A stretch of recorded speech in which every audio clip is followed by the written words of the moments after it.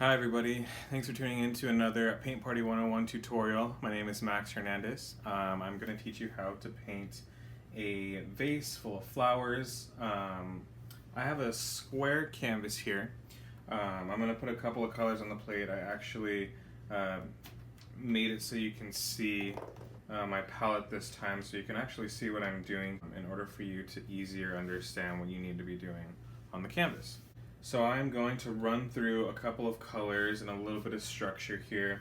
I'm going to be teaching you just like I do my other classes, but again, you're more than welcome to pause this, obviously, and you're more than welcome to play it back as many times as you want to, so that you can get the outcome that you desire. So, very first thing we're going to do is run over the brushes that you'll need. The brushes that I'm using, the brushes that I always use, are a 3/4 inch flat brush. This is just to do most of my filling in large spaces. You can use a larger brush if you want to, but I always recommend something that's not too big. Kind of get carried away that way.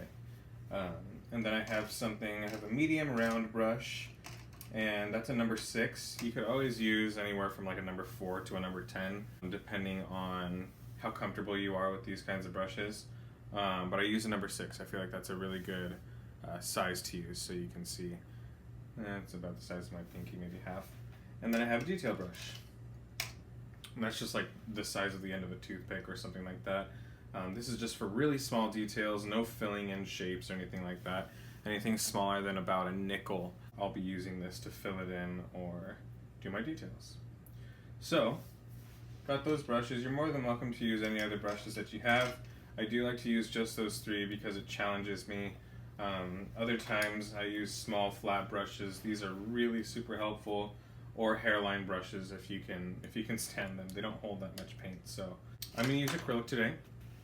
I'll be using probably all of my colors, honestly, but we'll just say I'm using black, phthalo green, red, phthalo blue, or a cobalt blue, white, and yellow.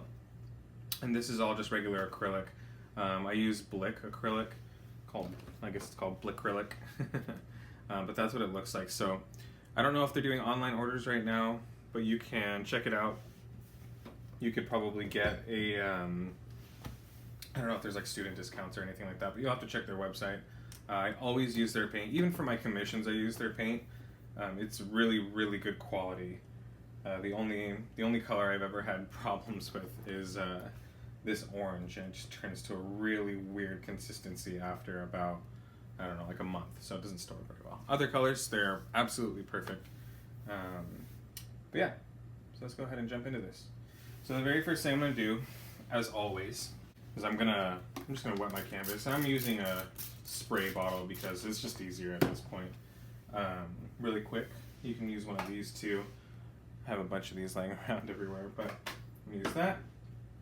And then what I'm actually going to do is I'm going to start doing my background.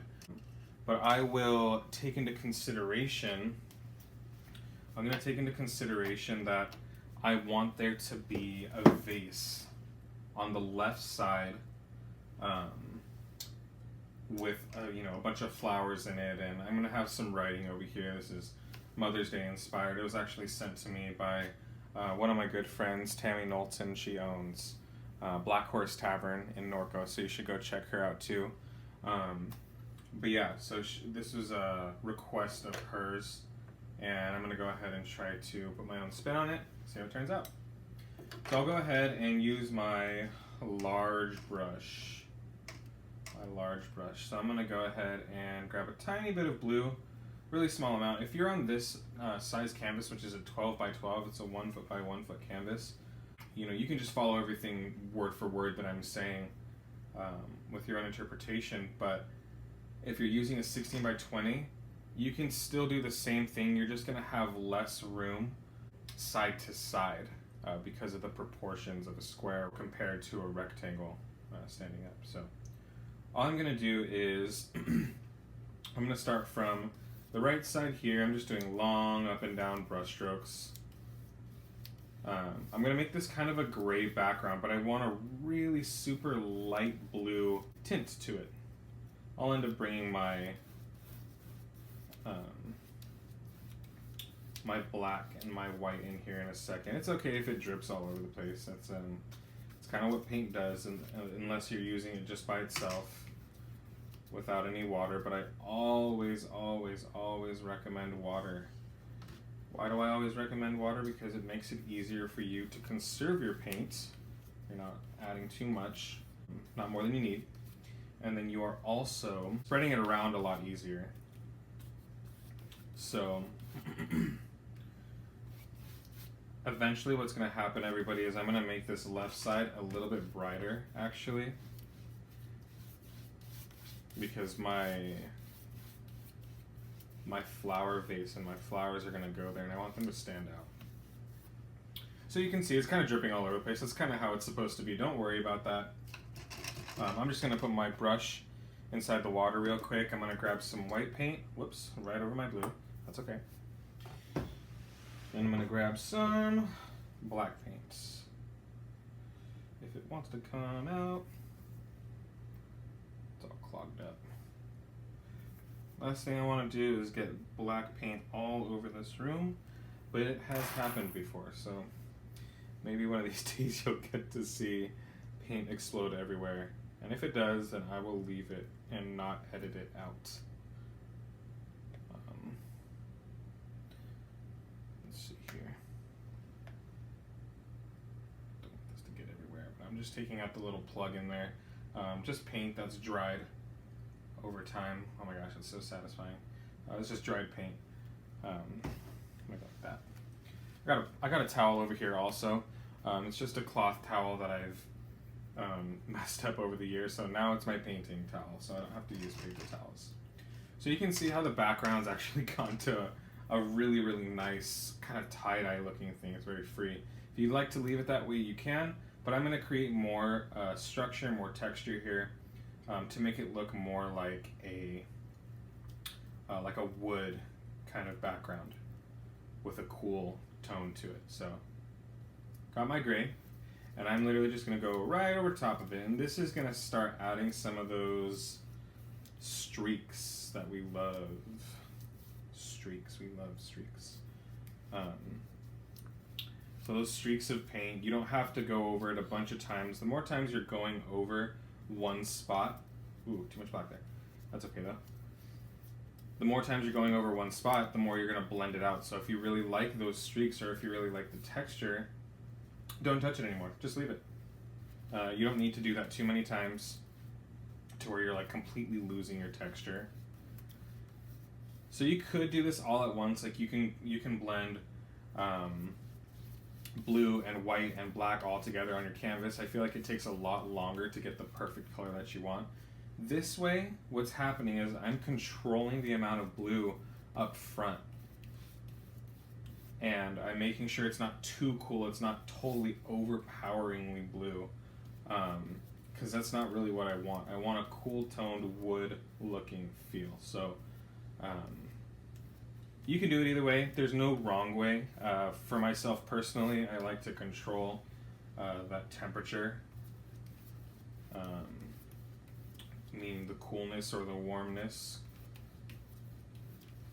of my background right away, so I don't have to worry about it through the rest of the painting. I'm just worrying about my foreground, which will be our flowers and everything like that. So just going in one direction right here now. Now there's a lot of things you can do from here. You can leave it like this. This usually is pretty good to me personally. You can do textures. I try to stay away from textures as much as I can because I like to paint my textures. I don't usually like to add textures, especially with something like a really wet paint that we have here. Let's see if I can find my other brush. I can't. Oh, here it is. This is dried over time, so this creates really cool texture. It's totally crunchy. I mean, like it's totally ruined, but you can create some cool textures by going over, taking off paint, putting it back on, and it's actually doing a really good job.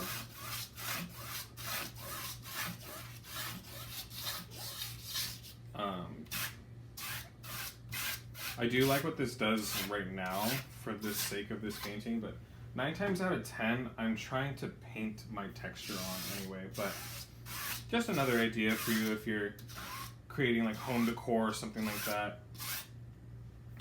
Again, you can see like these are totally crunchy bristles here, but it's really good for making texture. I'm sorry if that sound is just horrible, but oh no, oh, it actually turned out pretty cool. But yeah, you get the picture. So you can do this a couple more times. It works a lot better if the paint is completely active still too, but this did a good job for now. I usually use this as my texture brush. So that's pretty good for now. So we're gonna wait for it to dry for about 10 minutes or so. Don't paint any more on your canvas. You can paint the sides if you would like to. I never paint the sides just because I don't. But you are going to put your brushes back inside of your water, give them a little wash. I know a lot of people say that you're not supposed to leave them in there, but I don't know, I just leave them in there. I don't want them to dry out. I'm more scared of them drying out than losing their shape, especially if you become a really seasoned painter. It doesn't really matter the angles of your brush. The angles of my brush will matter if I'm using, fling everything everywhere, if I'm using really expensive brushes. I mean, like I have a Trical here, couple more. You know, you have these like really interesting shapes on your brushes, but these are like $30, $40 brushes that really need to keep their shape. This is just a Princeton Select. It's not too fancy, but you can see those shapes. Really important to keep them that way. These are actually all my watercolor brushes, but you get the idea.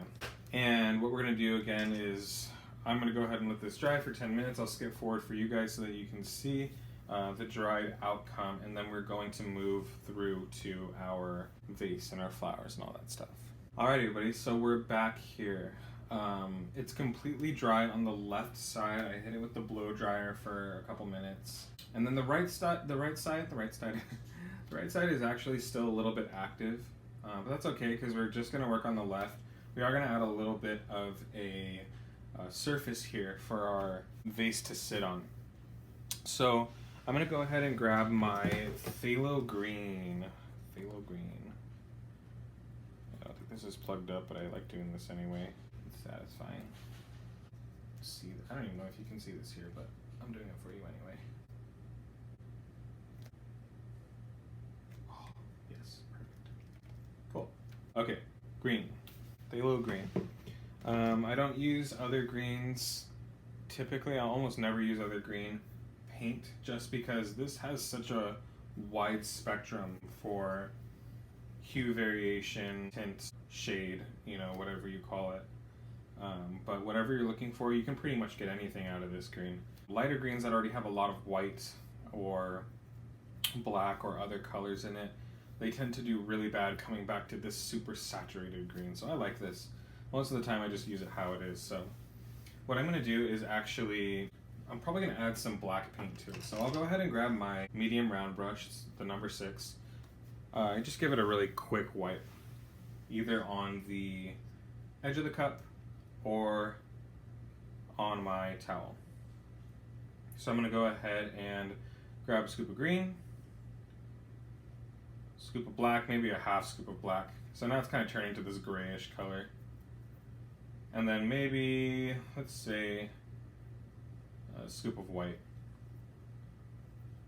So ratios there, if you want that ratio, it's about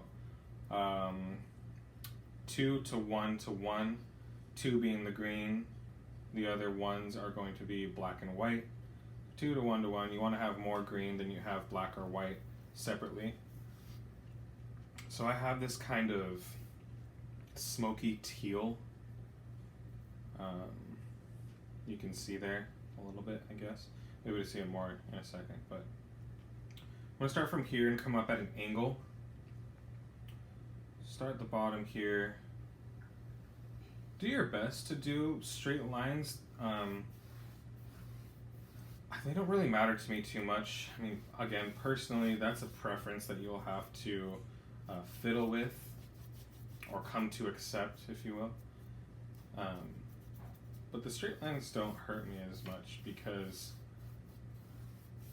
I'm also a photographer, so getting those straight lines is really sweet when you can. It's amazing, leading lines and everything like that, really sweet when you can. But I also know that in painting, you know, it's not robotic, you know, like photography is, or, you know, digital art. So I want it to look like it's a painting. I don't want it to look like it's done by a computer. I'll just create it on the computer. So yeah, there we go. I have my table kind of going off in this direction. So you're kind of seeing the edge there. But my vase is going to be standing straight up. It's not going to be perpendicular to this plane here. My plane is still flat. You can see the lines in the back are still going straight up and down. So what I'm going to do is wash off my brush. You can go ahead and wipe it off on your paper towel. Now what I'm going to do, the nice thing about vases, gosh, I love this about vases, but they're transparent. So you don't really have to worry about blocking out the background with a lot of more opaque objects or subjects, I guess you could say. They're transparent. So you're supposed to be able to see the background color, right? So I'm going to go ahead and grab a little bit of white. And I'm going to choose the shape of my vase. Now for the original that I'm being inspired by, I guess you could say, is kind of a wine bottle looking shape. So what I'll end up doing is I'll just create a really small wine bottle shaped vase here. And remember, for a wine bottle, everybody, you want the neck to be about half the length of the body of the bottle. Get some shoulders here.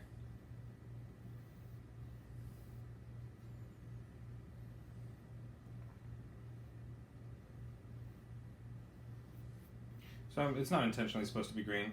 I'm actually going to change it back to just kind of a transparent color here, but it is picking up the background color. So what I'm doing is, in order to keep this clear, I'm just going to grab a little bit of water on my brush and kind of scrub throughout the middle here, just to get rid of any of those inside harsh outlines. You can still see this line back here from the table. That's okay, everybody. You're supposed to, remember.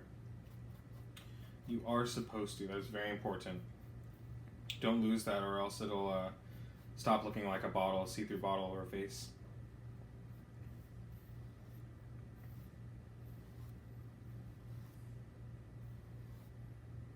Alrighty. So I'm going to go ahead and do that. What I'm doing right now is I'm wiping my brush off on my towel over here, and I'm actually going to take some of the moisture that's on here.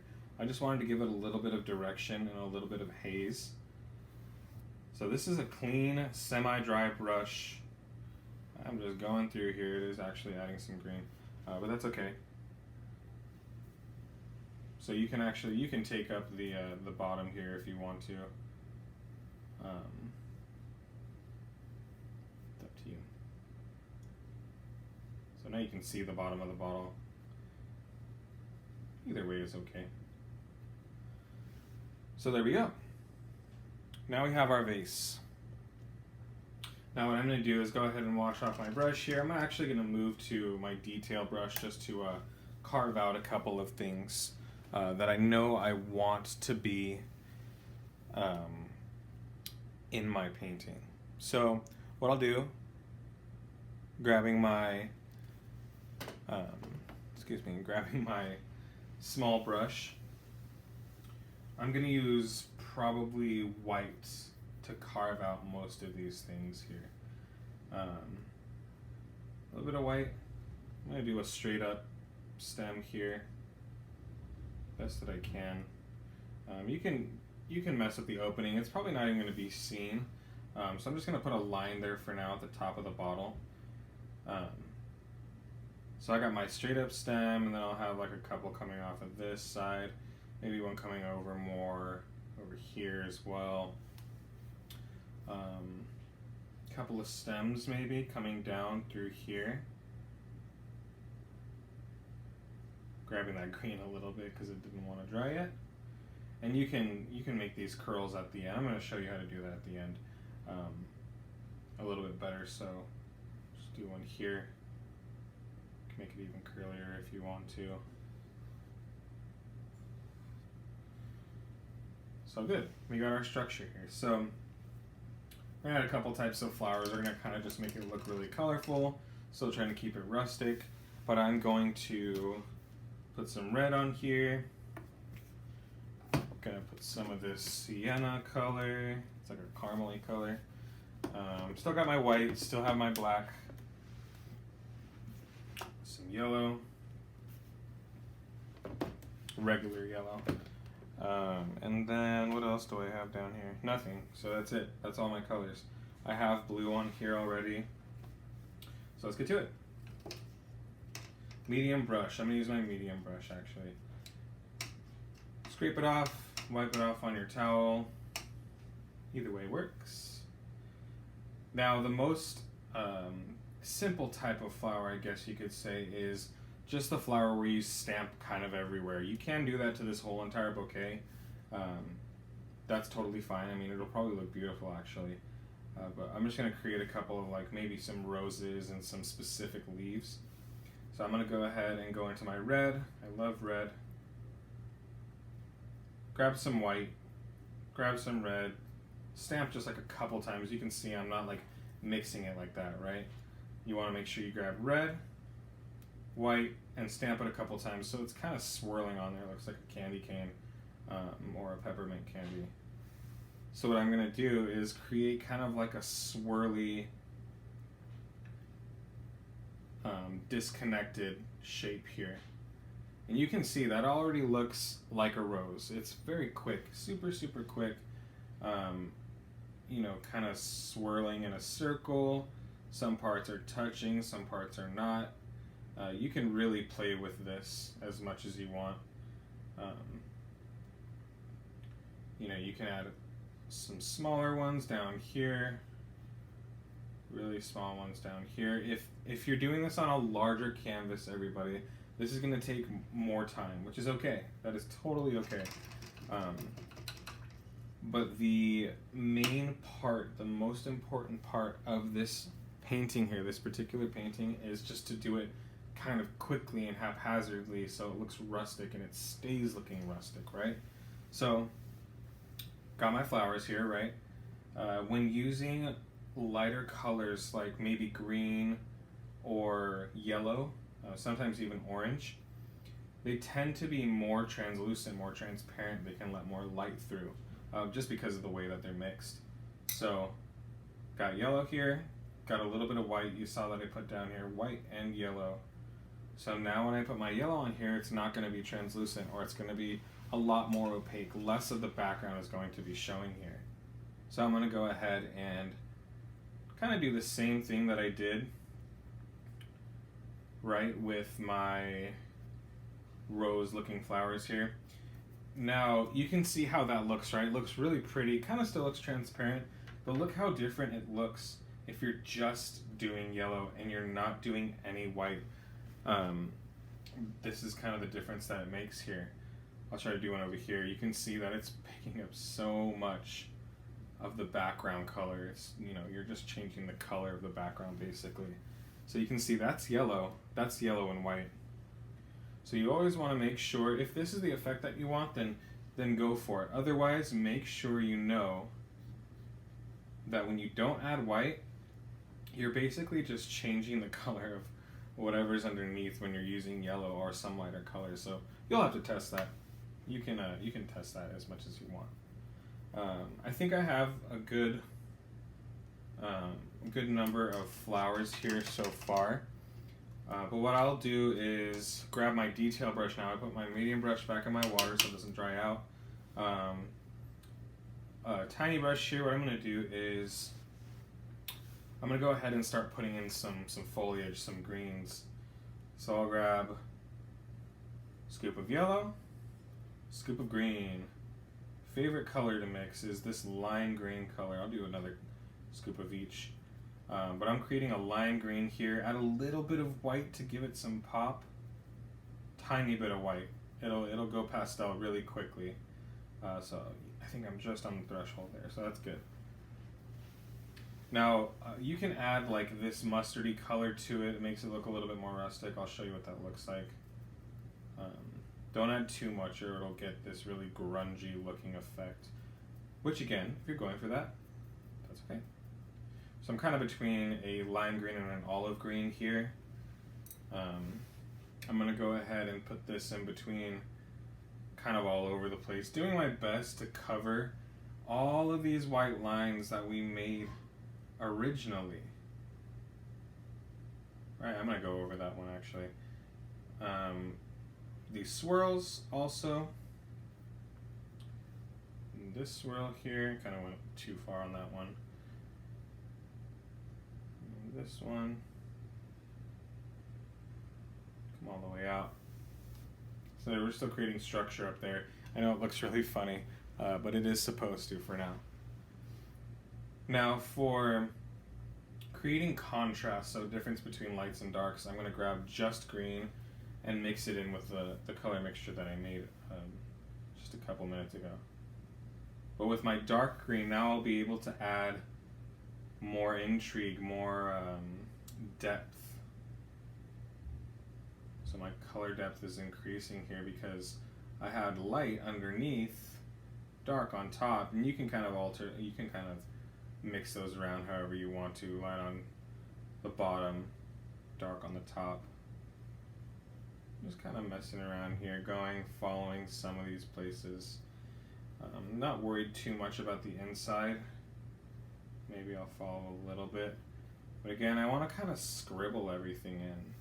I hate to use that word, but I really just am trying to scribble as much as I can so I don't get caught up in making it look too uniform or too structured. Trying to not try or not trying to try is something that will help your paintings a lot, but it's very hard to get used to. You'll start appreciating them more because they look more deconstructed, I think. Just a personal opinion. So leaves, any kind of these lines or anything, I'm just doing like this kind of football shape with a curve on the side. Football shape, I mean like a biconvex. So what you'll have is a curve on one side, curve on the other side, and you make kind of this, oblong football shape here. Filling it in real quick, you can scribble that in as much as you want. Now to add to the grunginess, I'm going to add a little bit of black and a little bit of brown to my green also. Black and brown.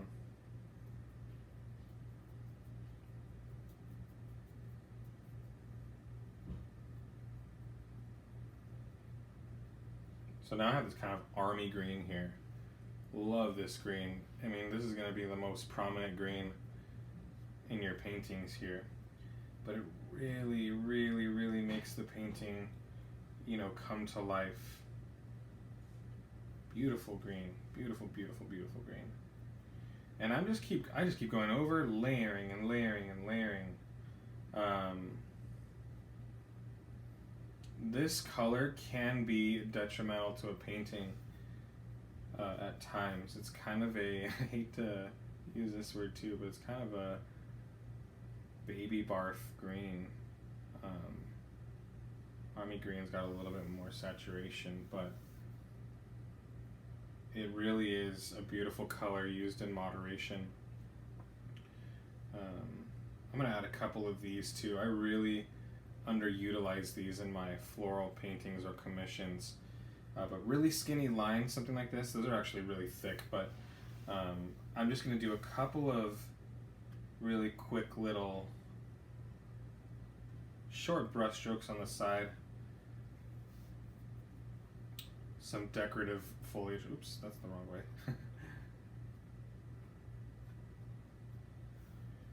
Again, you're pretty much just scribbling everything. I mean, like really quick.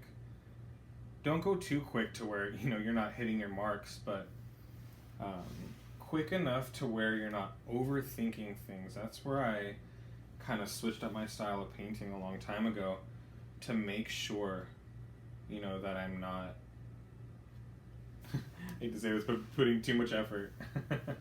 Putting too much effort into your paintings, which is, you know, totally forbidden apparently, but falling leaves. Little falling leaves. I mean, you can barely see these, you know, have some laying on the floor. Little scribbles too. They don't have to be perfect. They can be in front of your vase. I see a lot of people making this mistake in my classes. Call it a mistake, I guess. But making the mistake of not putting your paint or any of your falling leaves or any other intrigue in front of your vase, especially doing flowers like this.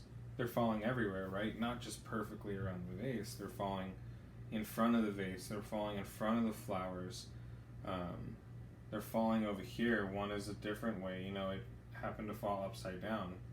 When you look at a table that's got a bunch of, you know, fallen leaves or petals on it, you don't see them falling perfectly, you know, in unison, perfect uniform. You know, they're kind of all over the place.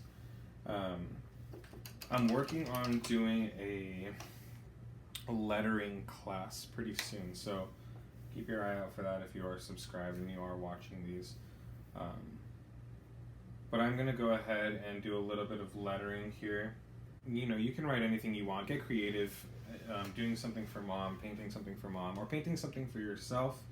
You know, "You Are My Sunshine" is a popular one. You know, you can come up with whatever you want to. But I'm going to try to keep it on this side.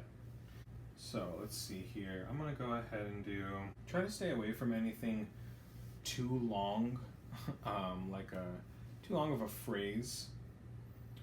You'll start to get kind of distracted and discouraged. So just keep it simple. I'll do "You Are My Sunshine." I'm just going to do it in script because that's what I know.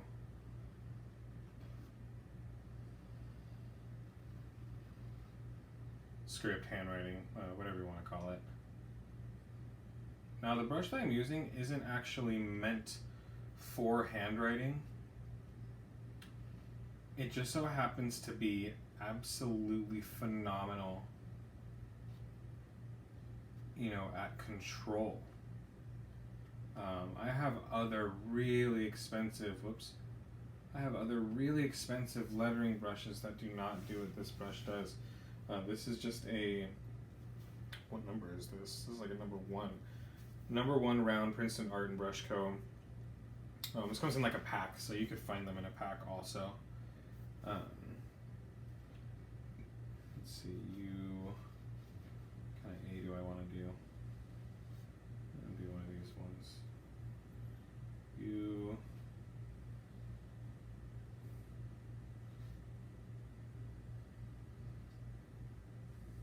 are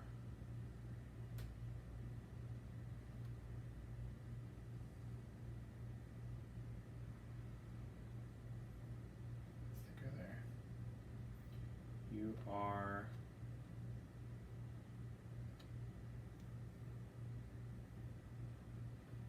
my, careful with the green that's still active there. You are my. Also keep in mind, everybody, if you're getting to the bottom, really close to the bottom, just be aware and sure that this is all dry or you're okay with mixing colors. Don't want you to run into anything there. You are my, come the other way,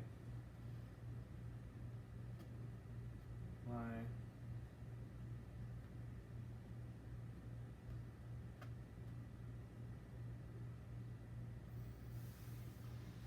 you are my sunshine, long word.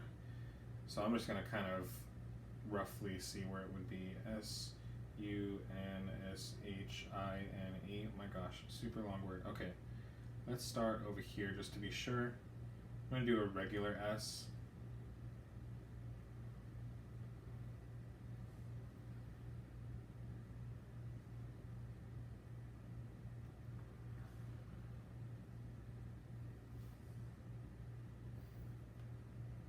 this thicker here because why not?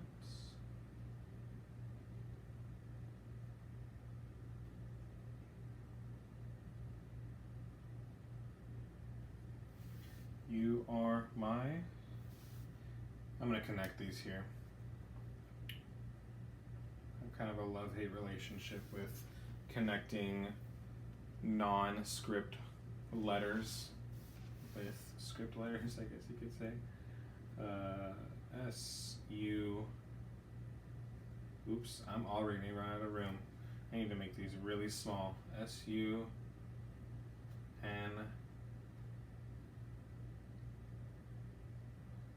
S, ooh, really running out of room.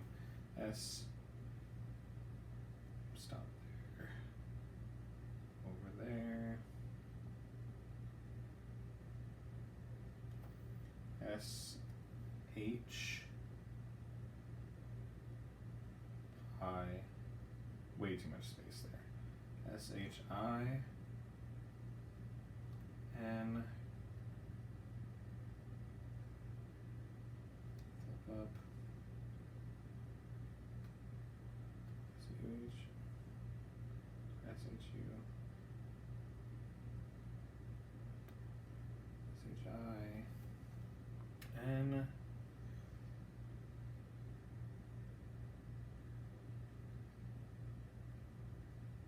E. I totally messed up that E right there, but that's okay. So something like that. It sounds really casual, but try your best not to include too many letters. I can't say that enough. I can't emphasize that enough. You will start to get discouraged with doing so many letters. You're like, oh my gosh, I just want this thing to be finished. Scribble, scribble, scribble, done, you know? So I do recommend picking something shorter if you can. But if you want to pick something longer, by all means, please go for it.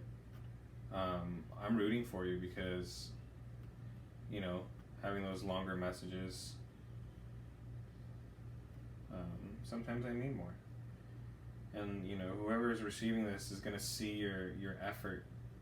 Like, oh my gosh, they wrote all these words and it's beautiful and they painted something with it too, and, you know.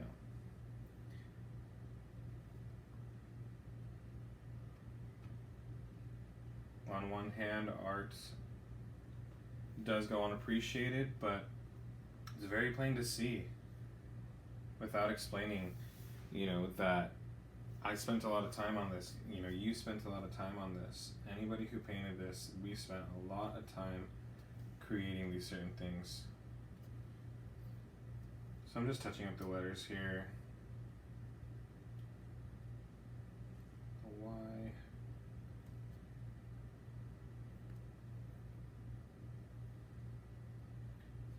Do the U up here too. It's a little wide, but it's okay. Yeah, I think that's okay.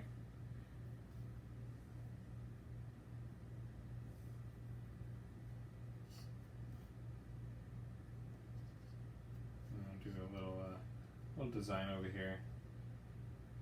Call it overkill.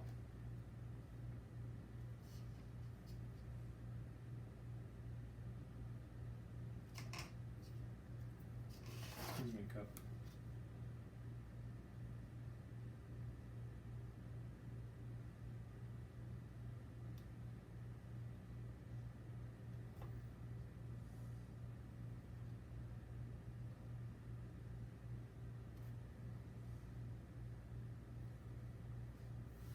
Alrighty.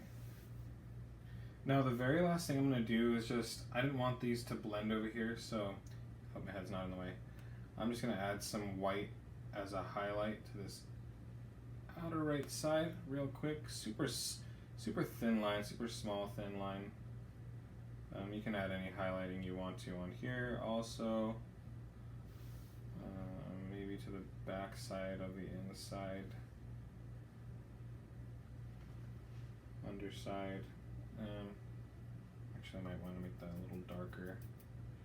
see if I can do that. A little darker, darker, darker, darker, darker. Add some more green because it's turning gray. Too much yellow, so I'm going to add some more black. Tiny bit of white to bring it back to the color I want it to be, and some black. More. Yeah, there we go. I'm just going to put that under here so it doesn't look like it's just made of the table. There we go. So I'm going to just put a little shadow underneath there. Very last thing, everybody. Very last thing is going to be, really quickly, this doesn't need to be done. By all means, this is not need to be done. Outlining your flowers or anything. It looks beautiful like this. So what I'm going to do is very roughly outline my flowers here, just give them a little bit more structure. Kind of reminds me of pop art. Pop art, not pop tart.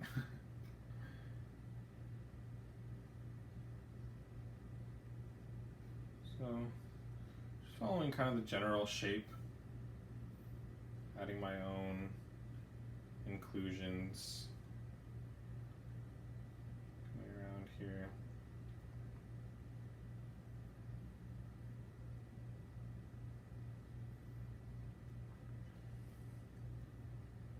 Almost about it. Really quick before I end this class, everybody, this is my full-time job right now since the coronavirus is kind of taking over small businesses in not the best way. But I'm trying to adjust, trying to make these classes available for free. I am accepting donations. Everybody keeps telling me that I should go to like a online platform like Patreon or something like a paid subscription, but I don't want to do that because I still have a passion for painting and I don't want that to go away. But I do accept donations. They're very greatly appreciated because this is my full-time job here and I do like doing this for you guys. But again, donations are absolutely not necessary. I like teaching you guys how to paint here. But yeah, that's about it. So I'm going to show this to you real quick. So there we go. That's about it.